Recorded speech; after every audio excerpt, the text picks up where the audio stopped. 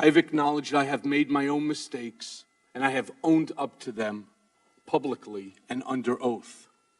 But silence and complicity in the face of the daily destruction of our basic norms and civility to one another will not be one of them.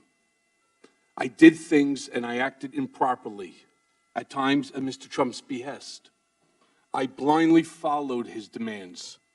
My loyalty to Mr. Trump has cost me everything: my family's happiness, friendships, my law license, my company, my livelihood, my honor, my reputation, and soon my freedom.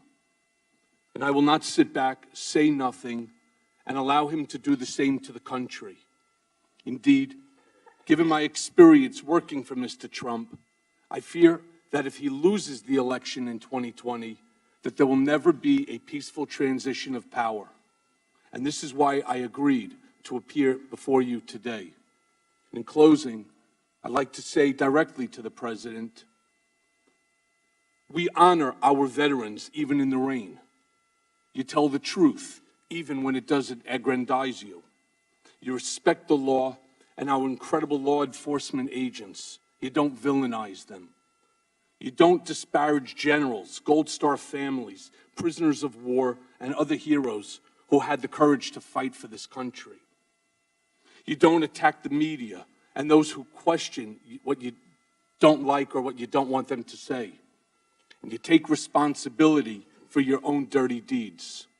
You don't use your power of your bully pulpit to destroy the credibility of those who speak out against you. You don't separate families from one another or demonize those looking to America for a better life. You don't vilify people based on the God they pray to, and you don't cuddle up to our adversaries at the expense of our allies. And finally, you don't shut down the government before Christmas and New Year's just to simply appease your base.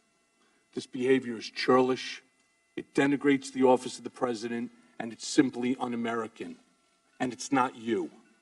So to those who support the president and his rhetoric, as I once did, I pray the country doesn't make the same mistakes that I have made or pay the heavy price that my family and I are paying.